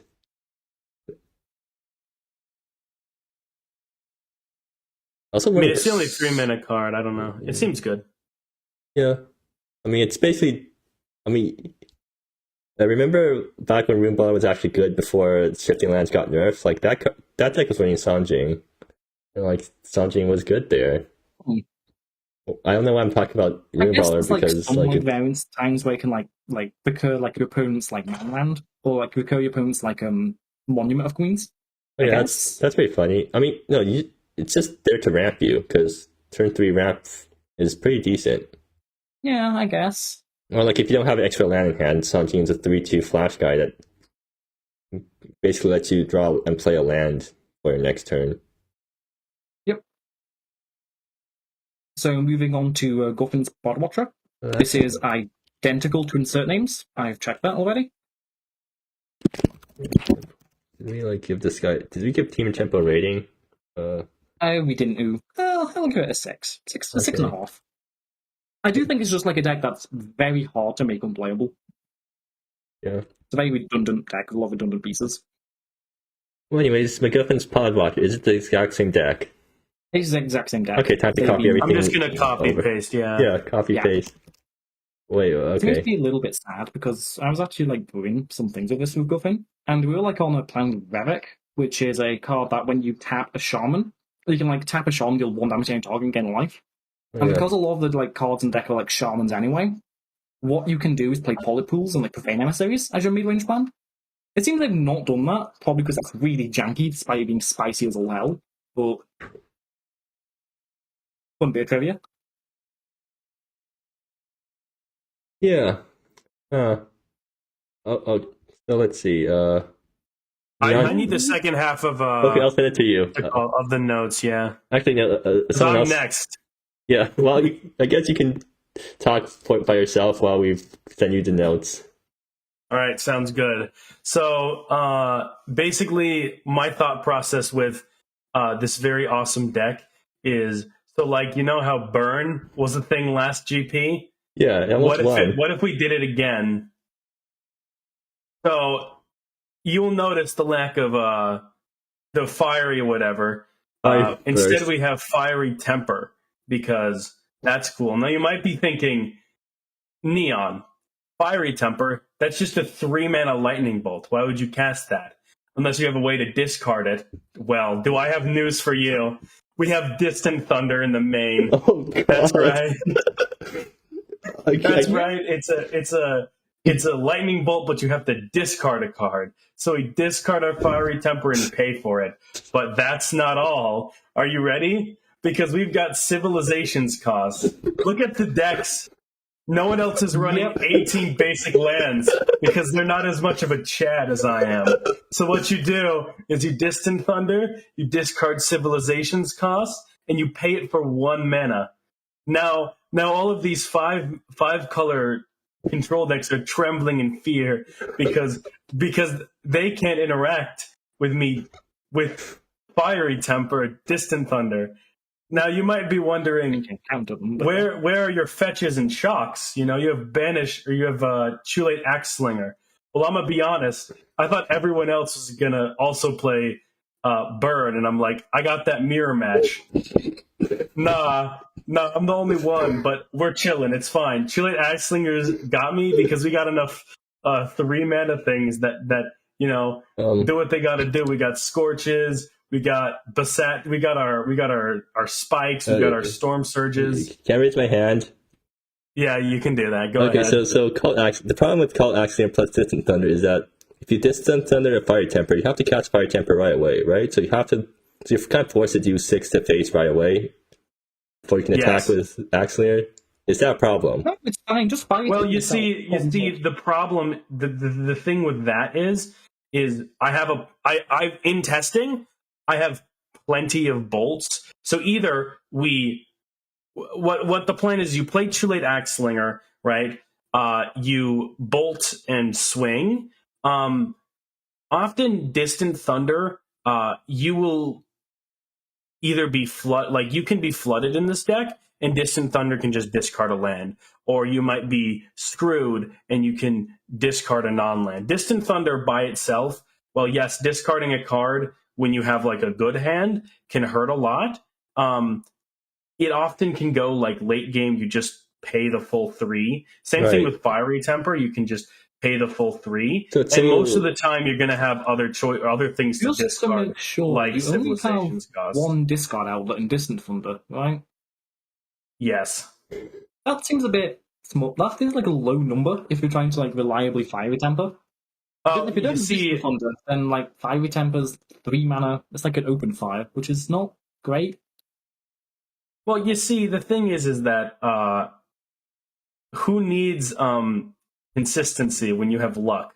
So That's my ideology. Good point. Well, I run 18 mountains. Honestly, I think the reason I do run 18 mountains is because I do run 3 mainboard civilization costs, and that means I don't I don't die to aggro decks. Yeah. I mean, I feel like you could afford to run at least a few Firehearth halls. I mean, taking 1 or 2 off civilizations cost isn't that bad, right? Like I think that's the speaking of a coward. I think that I'm the most Giga Chad deck here, so I'll give my... Oh, God. What happened? What do you mean? I will be giving myself 5 stars because that is just how cool I am. You know what? What would you rate your deck? My deck, if I'm going to be honest, I think it got a lot worse with the Fiery Burst ban. But I think that I think y'all were actually sleeping on Distant Thunder, especially in a meta that has so few basic like a lot of decks have ways to get basic lands, but most of them aren't going to fetch it out. And if you do play against a monocolored deck, it's really easy to just like sideboard out. I think that people sleep on Civilization's cost. I think it's legitimately a maiden board option, right? And it can just be another bolt in the right Senate. Like if the right setup, it can be another bolt or a better bolt. It can be like just better than Unjust Sentence. And also, I would like to point your attention to Amongst the Flames. Me when I was I played against the second league with Creature Vomit. I didn't know this card existed before I played that matchup. I literally just looked up 2 damage, or I looked up damage to each creature, Oracle, scrolled, I found this, I'm like, this is it. It's very cool to just hit someone with a bolt and then be like, haha, I pay a 1 mana, I don't know, whatever. Pyroclasm, yeah. Also, more people need to play Imperial Siege. Why are you playing Imperial Siege plus Civilization's cost? Don't they have half-touch energy? No, you see, Imperial Siege blows up lands, which gives me a head tempo. And I can just wait till they play more of their non-basic lands. You see, you gotta play mind games with your opponent. I see. So yeah, my deck is a 9. Thank you very much. If Fiery Burst was still legal, it'd be a 10. Yeah, 9. I mean, Distant Thunder is basically direct opposite of Fiery Burst, right? Because instead of making your opponent draw a card, you discard a card. So those cards are basically even when it comes to card advantage. So yeah, but the thing is, I choose which card I discard. My opponent doesn't get to. I don't get to choose what my opponent draws. I choose what I discard. I have more choice. Yeah. This is the libertarian Fireburst. You don't understand? I understand. Because charity is cringe. Anyways. That's enough of a burn but woke. Okay. You know what, let's just move on.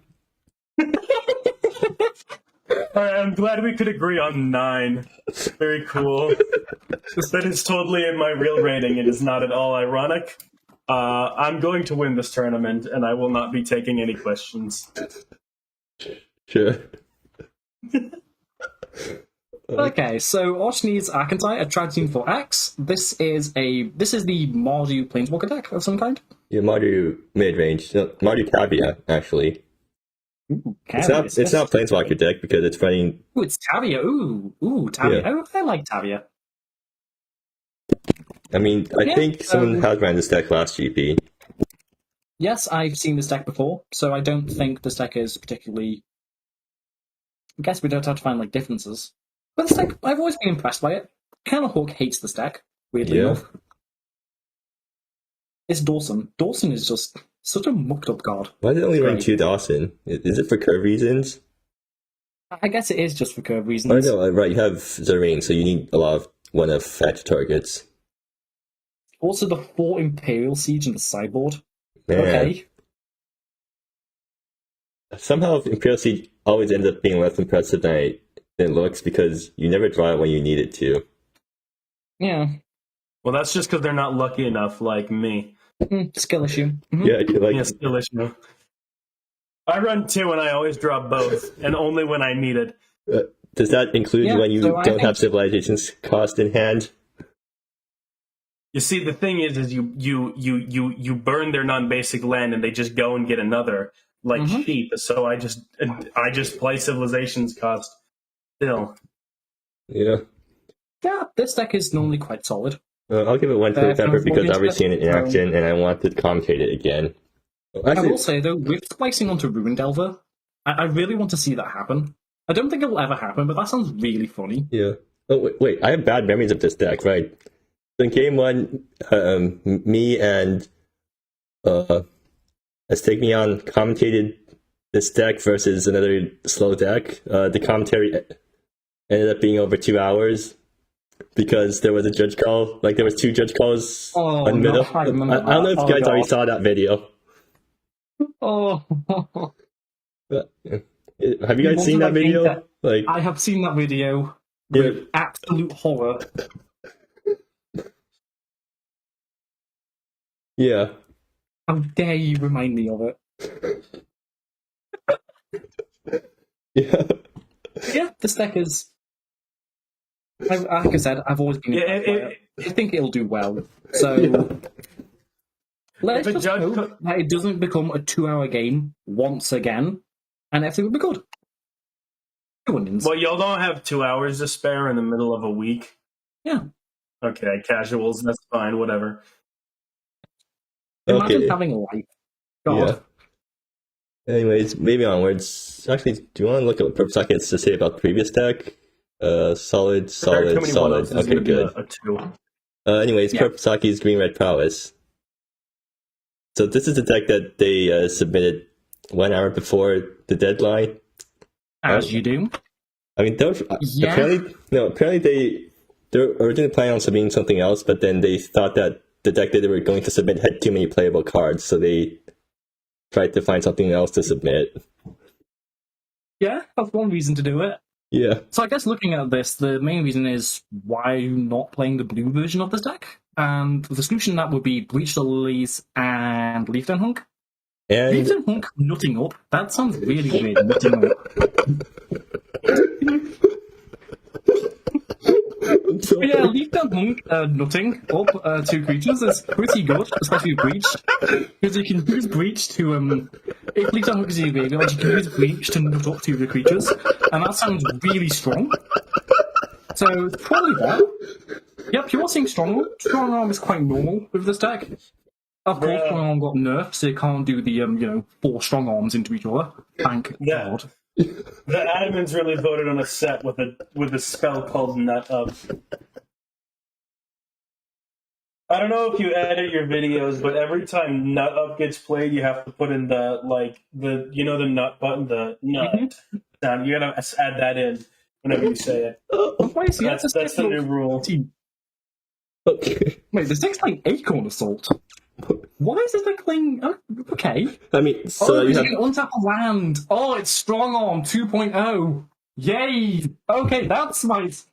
well, I mean, also because 8 Strong Arms. I mean, 8 Strong Arms. how, God damn it. I mean, how else are you going to nut up other than just having like you need acorns in order to nut up, right? Because you need a nut in order to nut up, so you're just using your acorns to nut up. Like you can acorn assault someone and then nut up Yeah. with them.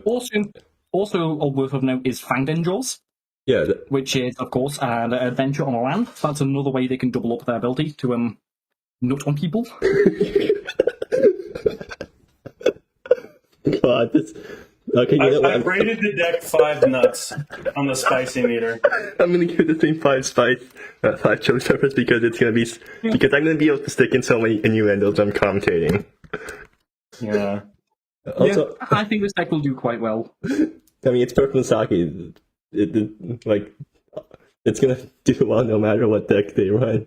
I made a prowess deck in like canon modern recently, and I just like the way that the deck like prowess decks play. They're super fun. What is interesting is green prowess, but I would say what's card advantage. You only have 2 fine greater purposes. I'm just looking through the deck, what is specifically going to give you like card advantage, I guess. But do you really? I mean, Prowess wants like cantrips. Oh, and there's 4 Imperial Siege in the sideboard.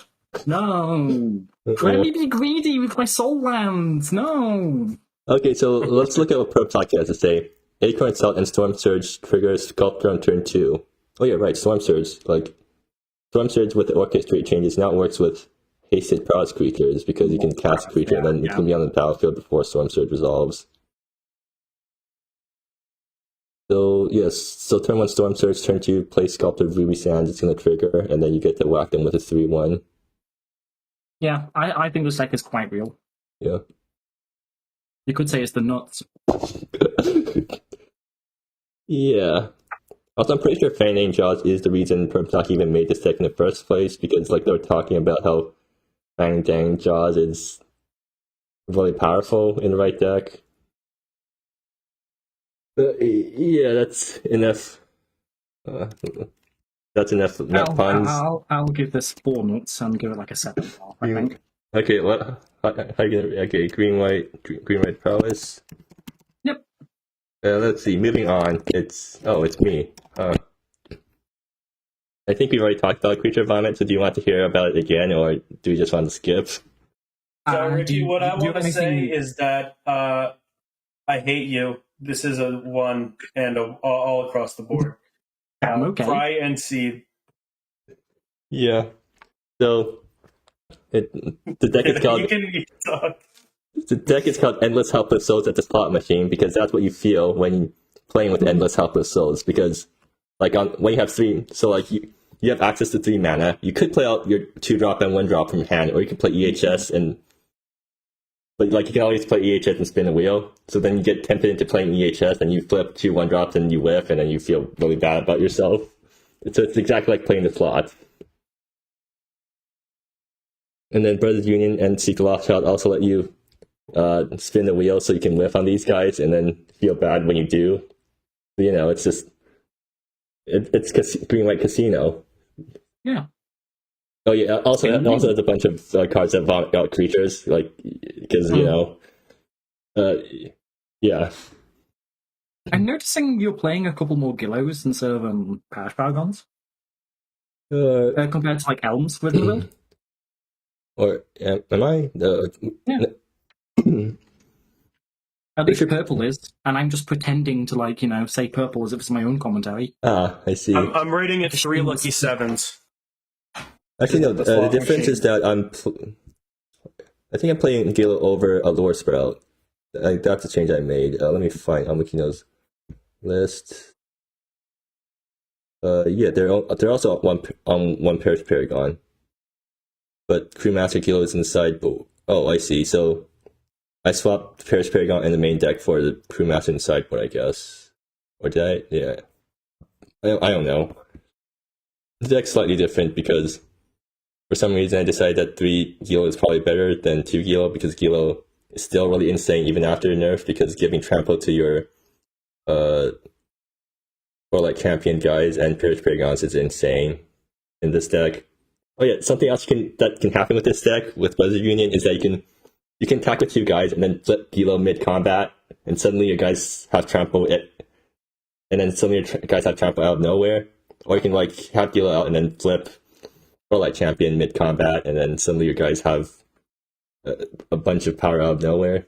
So bunch of power. Yeah. Yeah, it's fun. Like there's like plenty of times where I attack with 2 guys and then if I flip Gilos in top 4, then I win. If I don't, then I don't win. So it's just like going to a casino, except like in a casino the house always wins. Yeah.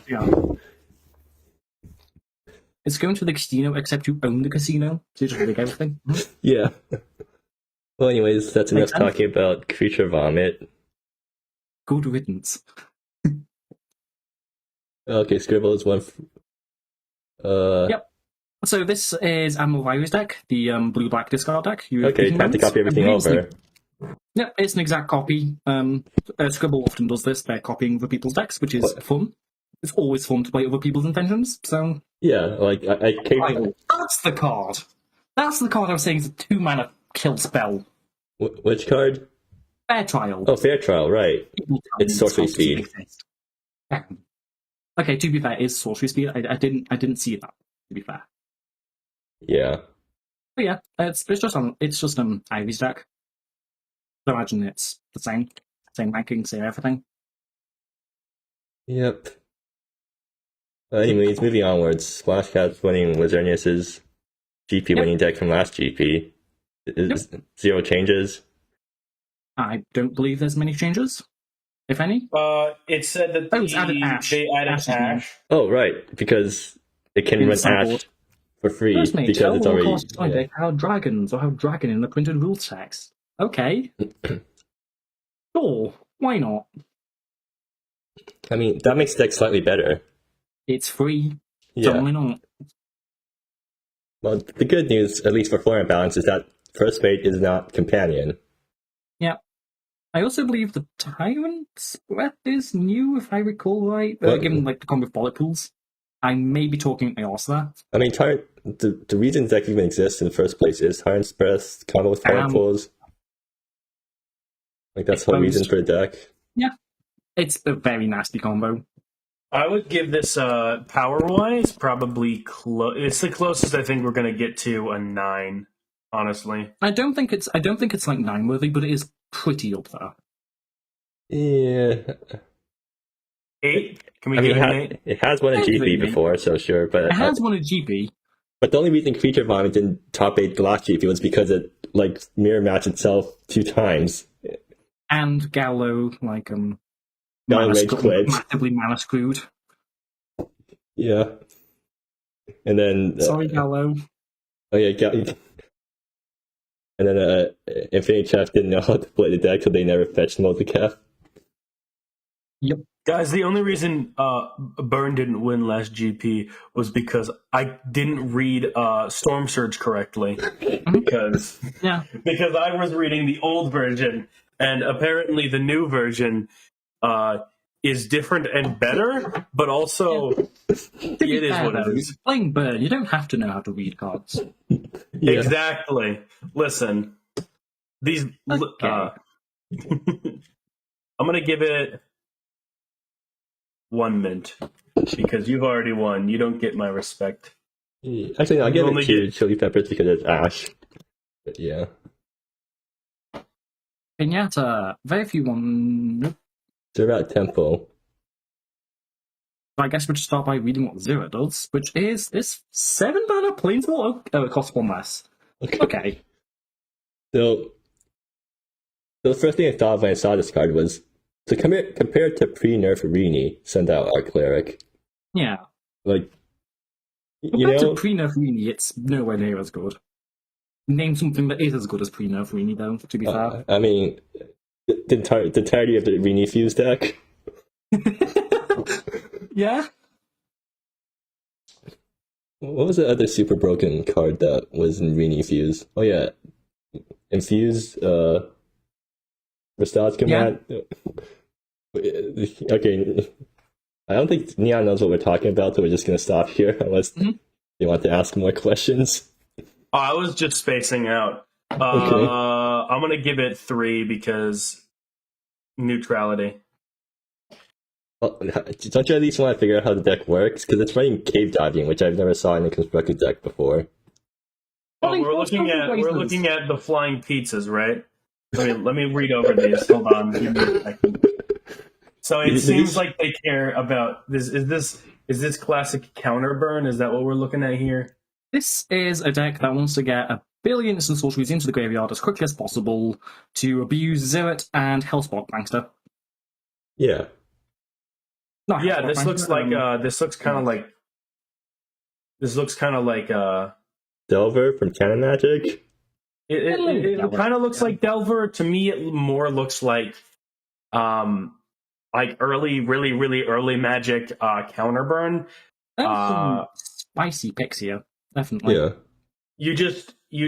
I don't see any counter spells. I do. It's playing. So you just play tempo counter spells. I used to play this in a deck like this in Standard, and it would take advantage of Enigma Drakes, which had power equal to the number of instants and sorceries in your grave. And so Yeah, Zerat is So I that think- thing.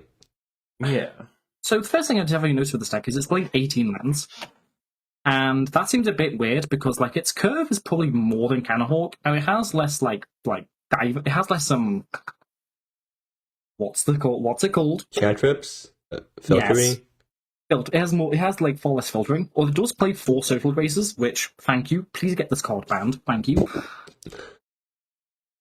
So yeah, 18 lands is probably a bit suspect. I'd probably play 19 here. I'd probably go down with social graces because you really don't want two social graces in your hand. Like the first one is good enough on its own. Really? Yeah. I mean, do you really need to see your opponent's hand twice? I could probably get away with running Social Grace's main board in my burn deck. Like, it's so easy to trigger bleed. It's not even funny. It's not even like a joke there. You probably could. I probably should, honestly. It's that good. Don't run social. Most Social Graces deck run way more Social Graces than they should. Yes. I have run Social Graces in burn before. You should never run more than 3. Never more than 3. Yeah, I'd run like 2, maybe. I just like seeing hands. That's just how I am. Do you have counter spells? I need to know. But yeah, in other note, But hey, it's not Gift Probe, I guess. Damning Flames is a bit of an interesting choice here. Could this actually get the tithe cost off? Damning Flames? I don't think it can. Although you have Zerat and then Hellspark Prankster and King Dodge and Vadeborn Riddler out, I guess. It's possible. I'm not sure it's likely, but if you do pull it off, it's 6 damage for 2 mana, and that's pretty good. Yeah, I mean, like, what other burn spells are you going to run anyways? Like, or instant speed burn spells? Because all the other instant speed burn spells either don't hit face or have a really bad downside. Right? Like, yeah. You're already running Royal Shredding, and you can't run Brazen Sacrilege because it's double red. Yep, Sacrilege can't be run here. And then, you can't run any of the 1-mana burn spells because you either can't enable them reliably enough or they have really bad downsides with their sorcery speed. So, yeah. Some of these card choices seem a little bit...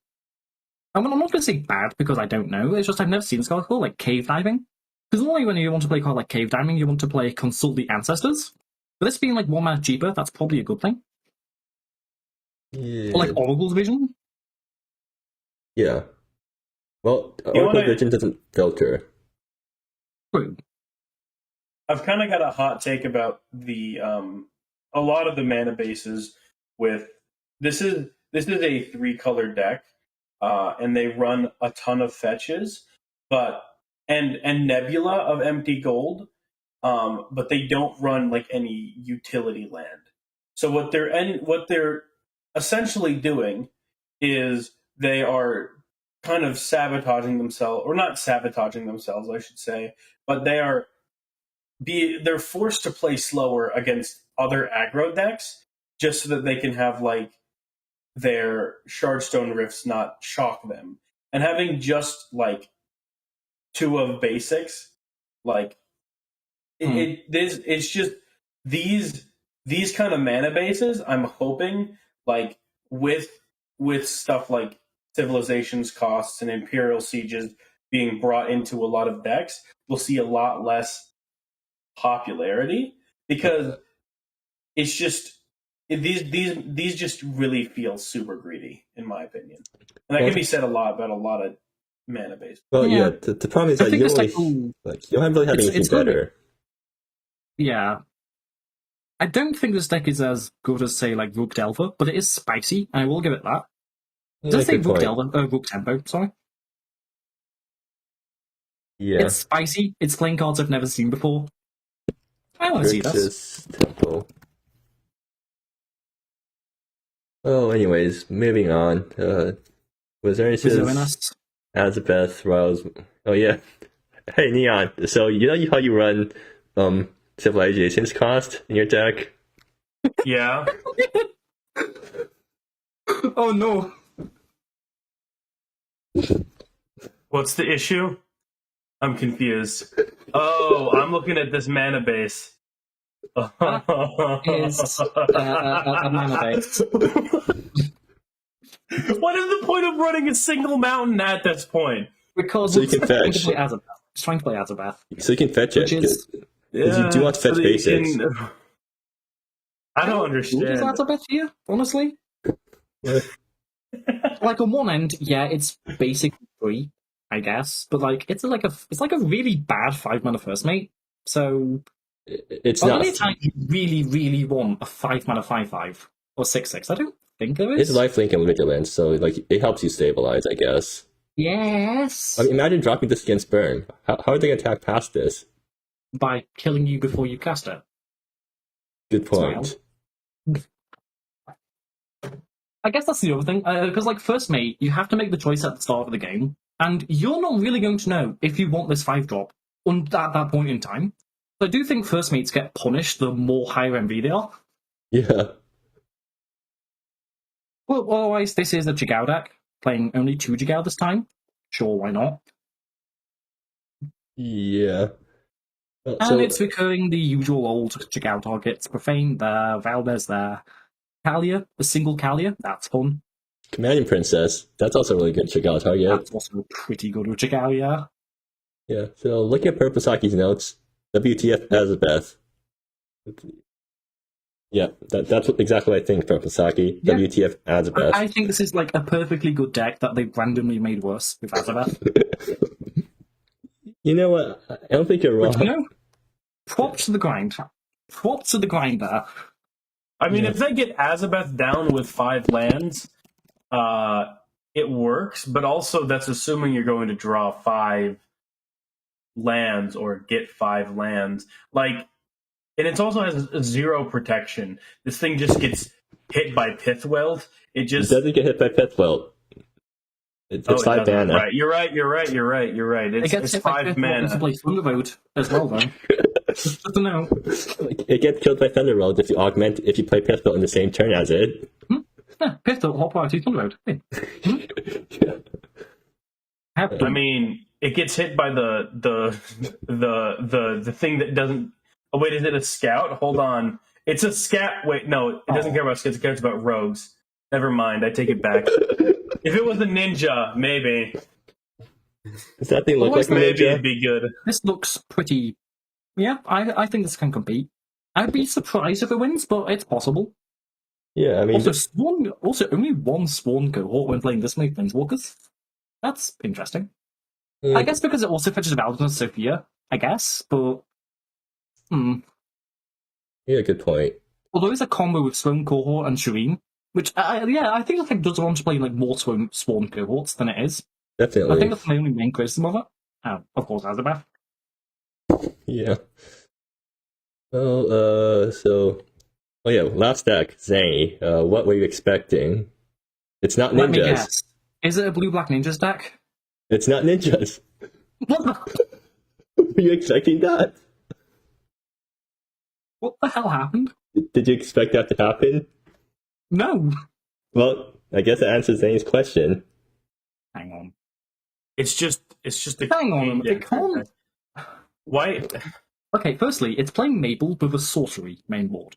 So, fair. I think you're like you can board it out, maybe. Like you can board it out, but also like, why play the single sorcery? Why? Because it's necessary for a combo. And also, you're already running Pensive Songwriter, so you can't Mabel anyways. So Mabel is a sideboard plan, actually, in case you want to board out the combo. But you know what the combo is, right? It's something to do with Pensive Songwriter and Aetherleak. Yes. I think it would be good for the chat, just to make sure we do know what the combo is, because that's very important for the stack. Okay. Yeah, my brain is hurty. I don't know what happened. Okay, so read Confirm Hypothesis. And then read King Dancer, and then not King Dancer, Pensive Songwriter. Yep. So you have Hypothesis and Songwriter to copy the Songwriter trigger. Yeah. Can you do this an infinite number of times? Yeah. Yes, you can do that an infinite number of times. Ah, yes. Songwriter doesn't actually discard the card for some reason. Yeah. Okay.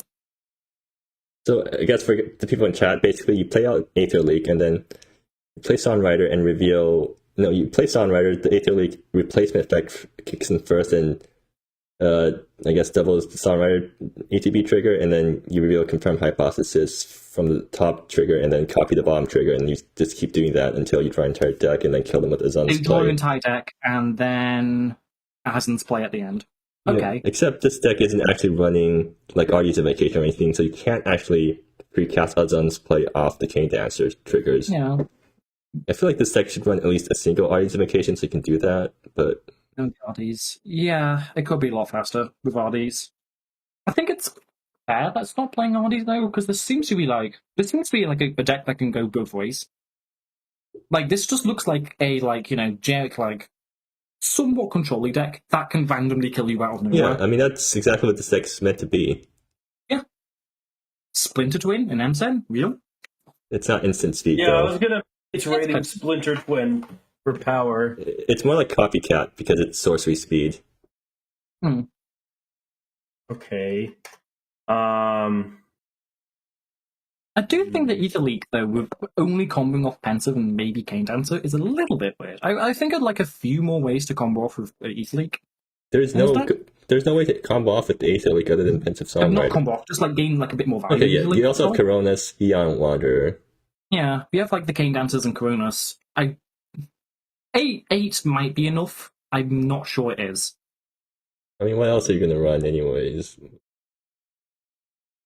Well, I guess you can run Summoning. That wouldn't be a bad Aether.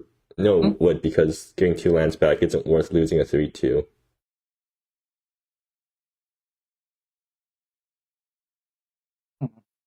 But what does Perpsaki have to say about this deck? Random Infinite, no cheap insta-kill. Random Infinite, it's got Ether Leak, and of course, if all else failed, it's doing the Cane Dancer, Pounded Fracture, and Bound to the Gardens. It's really hard for that to go wrong. Very stable interaction in the format. Kind of boring, to be honest. Yeah. Not ninjas. I'm giving it a 2 spice. Wow. You know what? I'm gonna get 5 sipes because we talked about this. Because we talked about this combo during the set review video, and then I wanted Perpsaki to build the deck for me, but then I decided to play Creature Vomit in the end anyways because we found out that Creature Vomit was still good. Mm-hmm. Yeah. 3 out of 10. Yeah. So, Aether Leak. Is that what we call it, deck? I guess we'll just call it. Zhang is in chat. What do you want to call it, Zhang? I think that's only fair. I don't think that's fair. I'm gonna name it. Oh, Ian Wanderer doesn't need stuff with leak too. It is Splint. I don't know. Listen, I was gonna say something clever, and you would have all laughed, but my brain no worky. I'm gonna give this a good 7. I'm gonna give it also a 7. Split copy leak. No wait. Confirm leaks. Okay, that's a perfect name. Leaks confirmed. Oh, that's good. Can I change burn? Can I change burn but woke to burn but based? Sure. Hold on. Sure. Leaks confirmed.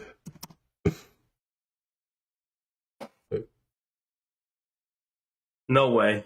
They confirmed?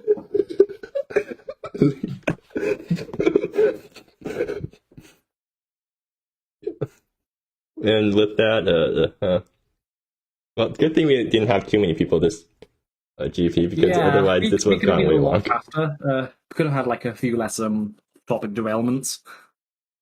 Nah. You don't understand. That burn derailment was it was very important. It was extremely important. Yeah. Mm-hmm. I unironically though, I think Distant Thunder is maybe 4 Fiery Tempers might be a bit much, but yeah, I don't know.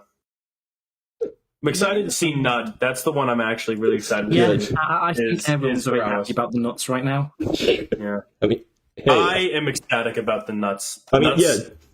Because the Red Green Prowess deck can easily nut draw. I mean, Prowess decks just have a habit of nut drawing and just killing your opponent out of nowhere, right? And being serious, I do think it is a legitimately good deck in its own right. It's not just a meme. Yeah, it is. It's a good deck. It's kind of like Hammer Time almost. It's in vibes, because Hammer Time conceptually is such a cheesy and janky deck, but it has enough pieces that it's consistent enough that it should be top tier. I could see it going. I could see it winning. I think that, at least in my experience playing like traditional modern prowess, you want some like cantrips that you can draw into other spells. And I only saw like the 2 ofs of the things that you sacrifice a permanent, exile the top 2, and you can play them this turn. I mean, Find Greater Purpose is basically your desperation tool. You're not going to play this until you're running out of cards in hand. Yeah, but I don't know. Maybe modern prowess is a lot like slower. Also, technically, adventures do draw you a card. Yeah, they do get card advantage. Almost card advantage in the form of they don't like remove themselves. Yeah, but you also want to be drawing your things. I guess it's different in modern because you have gut shots, right? Which you can the main thing about spam out. The main thing about GR Prowess is Acorn Assault and how it untaps a land and gives them the +2/+0. It is just another strong arm. Yeah. This deck plays 8 strong arms. I think that's going to be... Oh boy.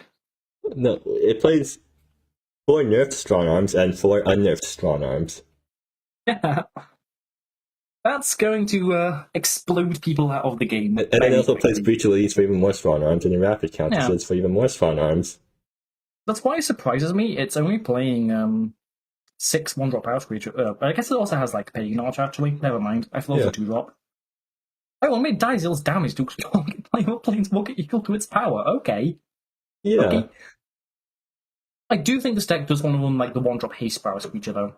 There's a 1-drop haste power creature because that would enable you to, with your 8 strong arms, to be able to turn 1 prowess, turn 2 prowess, haste prowess, haste prowess, attack, and just combo off your strong arms. Right. Fang Denjaws is like a 2-mana rampant growth on the right creature. It works really well with prowess because it sets base power and toughness, so the creature still keeps its prowess buffs. Yeah. Yeah. But anyways, so I guess does chat want anything else?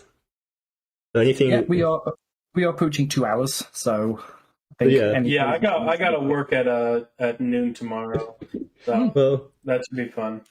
So anyways, 8 in the morning over here. Oh, not for me. I'm American, so I've got enough time to sleep, but me. Cutting it close.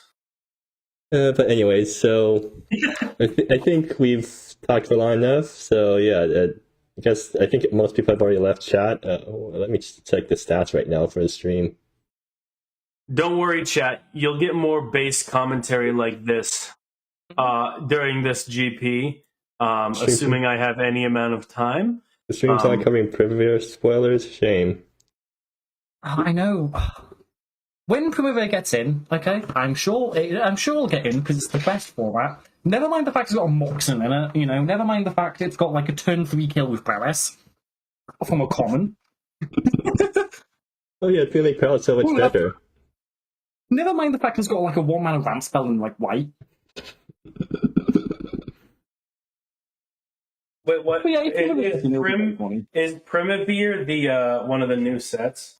It's one of the 10 new sets, yeah. I submitted a set, and my goodness, I will revise better next time. I'll actually read my set before I submit it like a crackhead. Oh yeah, You're telling me that a 2-mana 3/1 flyer with no downsides at common is a bad idea? It's not even the worst card in the set, too, which is fun. Honestly, I was more ticked off by the grammatical errors than the power level errors. Yeah, there are so many cards that are meant to be trumpet blasts that hit all creatures.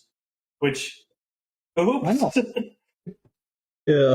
Whatever. I don't know if this is a thing you can do, but I might, next time there's a card or a set submission, I will just submit the set with like less stupid shit in it. But I had a good time, and I hope maybe I'll commentate some matches if y'all want. Oh, yeah, that'd be nice because that means I won't have to be a solo commentator for these things. I can actually get. I am very busy, so it'll probably be like 1 or 2. Yeah. But So- I'll let you know. Yeah. Anyways, we should probably end the stream now. So yeah, bye everyone. Yeah, bye, chat. Thank you for your time. Don't die. Or do. I'm not your mum. Yeah. Gangnam Style if you do, though. Mhm. So it can be the last thing your loved ones remember. Yeah. Yeah. Why not? Deal. Yeah. Yeah. Okay, stream's ended.